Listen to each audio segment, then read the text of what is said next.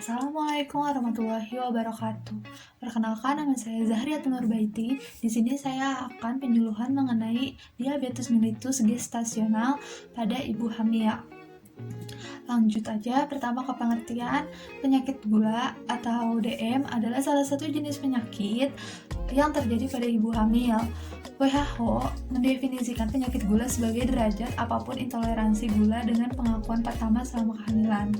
Kehamilan sendiri merupakan stres bagi metabolisme gula ibu. Pada kehamilan terjadi peningkatan produksi hormon-hormon. Nah, peningkatan hormon-hormon menyebabkan terjadinya kekurangan produksi insulin dan meningkatkan kadar glukosa atau kadar gula pada darah. Nah, nilai normal pada gula atau nilai normal pada diabetes mellitus saat dites itu kisaran 70 sampai 120 mg per desiliter. Selanjutnya, ada tanda dan gejala. Tanda dan gejala pada penyakit gula ini sangatlah mirip dengan penderita penyakit gula lainnya pada umumnya. Yang pertama ada banyak kencing. Pastinya yang memiliki penyakit gula akan memiliki tanda dan gejala yaitu banyak kencing. Yang kedua ada banyak minum dan banyak makan juga. Lalu ada gejala pusing, mual, muntah, dan biasanya penyakit gula ini diderita oleh penderita yang memiliki obesitas atau kelebihan berat badan. Lalu ada tanda gejalanya lemah badan, kesemutan, gatal, pandangan kabur, dan kadar keton berlebih dalam darah. Lalu ada glukosuria atau ekskresi glukosa ke dalam urin atau kencing manis yang biasa disebutkan yaitu kencing manis di masyarakat umum. Pada pengecekan gula darah, di sini ada beberapa tipe. Yang pertama ada cek gula darahnya itu 2 jam sesudah makan. Biasanya itu normalnya lebih dari 200 mg per desiliter. Yang kedua, cek gula darah sewaktu. Jadi ceknya itu dadakan. Itu bisa kurang dari 200 mg per desiliter. Selanjutnya, gula darah puasa. Itu cek gula darahnya itu pasien harus puasa terlebih dahulu. Nah, itu normalnya sekitar lebih dari 126 mg per desiliter. Habis tanda gejala, selanjutnya itu faktor risiko. Nah, faktor risiko pada saat seorang wanita hamil, perubahan hormon-hormon dalam tubuhnya membuat kerja insulin menjadi tidak efektif. Karena kerja insulin membantu penyerapan glukosa oleh sel-sel tubuh tidak efektif, akibatnya jumlah gula dalam darah meningkat dan menyebabkan yang pertama, pola makan. Jika pola makannya tidak diatur dengan benar, dapat menyebabkan atau faktor resiko dari penyakit gula ini. Yang kedua, faktor keturunan. Nah, jika orang tua kita mengalami gula, itu kemungkinan besar atau faktor resikonya kita dapat menderita penyakit gula juga. Yang ketiga, ada stres dan merokok. Ibu hamil yang mengalami stres, lalu dia juga merokok, itu bisa mengalami diabetes mellitus dikarenakan banyaknya kafein yang dia terima dan stresor.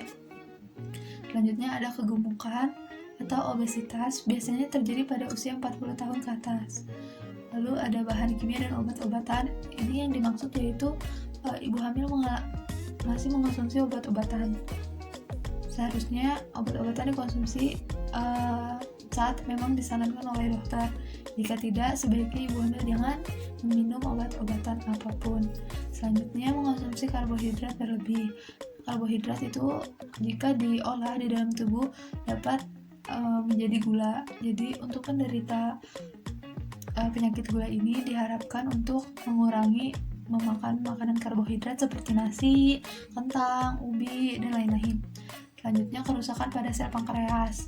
Ini juga dapat menyebabkan penderita mengalami penyakit diabetes mellitus dikarenakan sel pankreas itu berfungsi untuk mengolah gula menjadi tenaga atau menjadi energi gitu. Jika sel pankreasnya rusak, otomatis nggak ada yang mengolah gula.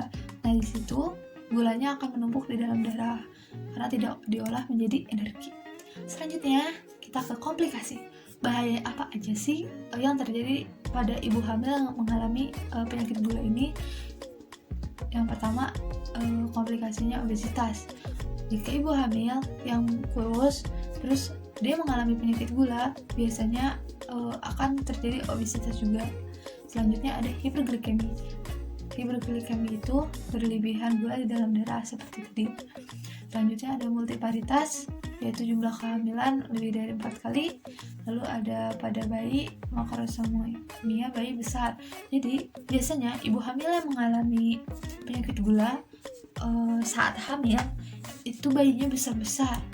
Nah, ini bisa menyebabkan resiko kematian bahu janin yang menyangkut ketika melahirkan dan peningkatan jumlah operasi sesar seperti itu. Jadi kematian janin itu biasanya dikarenakan janinnya terlalu besar, itu bisa jadi. Tapi ini baru bahayanya. Amit-amit ya. Selanjutnya ada upaya penanganan dan pencegahan pada kehamilan. Nah, apa aja sih upaya penanganan dan pencegahannya? Yang pertama ada penanganan medik. Penanganan medik ini adalah sangat bijaksana dan bekerja bersama dengan ahli penyakit dalam. Yang kedua ada diet. Terapi nutrisi adalah terapi utama di dalam penata laksanaan penyakit gula.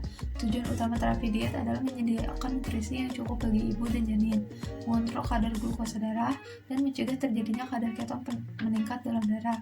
Pola makan 3 kali makan besar diselingi 3 kali makan kecil dianjurkan dalam sehari. Selanjutnya ada yang ketiga, ada pemberian insulin. Yang keempat, berolahraga yang rutin. Yang kelima, ada penanganan obstetrik. Nah, penanganan ini adalah penanganan atas pertimbangan seperti beratnya penyakit, namanya penderita, umur, paritas, riwayat persalinan dahulu, dan ada atau tidak komplikasi. Tujuannya untuk melihat penyakit dulunya itu gimana biar kita bisa mencegahnya. Selanjutnya ada penyakit tidak berat dan pengobatan atau diet dapat mengontrol penyakit dengan baik diharapkan persalinan biasa. Jadi jika memang tidak ada apa-apa kondisi ibunya, sebaiknya persalinannya biasa saja. Nah, yang ketujuh ada bila diabetes agak berat dan memerlukan insulin, induksi persalinan lebih dini kehamilan minggu ke-36 sampai 38. Jadi jika penderita mengalami diabetes yang berat, yang kronis, nah janinnya itu bisa dilahirkan secara lebih cepat agar tidak membahayakan ibunya dan janinnya. Itu sekitar pada minggu ke-36 sampai ke-38. Nah, selanjutnya pada poin ke-8 ada diabetes agak berat. Riwayat kematian janin dalam kandungan. Beberapa institut melakukan seksio cesarea dalam minggu ke-37 kehamilan. Jadi jika ada diabetes yang agak berat, lebih baik ibu yang menderita diabetes melakukan sesar pada kehamilannya pada minggu ke-37 kehamilan.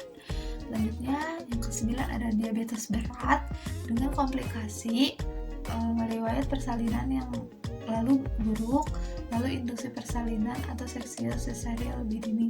Jadi jika ibu hamil yang mengalami komplikasi lain atau dulu pernah mengalami kehamilan tapi keguguran, itu bisa persalinan dini tapi dengan cara sesar. Selanjutnya yang ke-10, dalam pengawasan persalinan monitor janin dengan baik seperti monitor denyut jantung janin, monitor elektrokardiogram dan ultrasonografi. Jadi harus sangat diawasi janinnya, harus sering dicek ke poli, harus sering di USG, harus sering-sering ke dokter kehamilan untuk mencegah terjadinya yang tidak diinginkan. Sekian dari saya. Maaf bila ada salah kata atau ucapan yang tidak benar atau tidak mengenakan gitu ya. Assalamualaikum warahmatullahi wabarakatuh.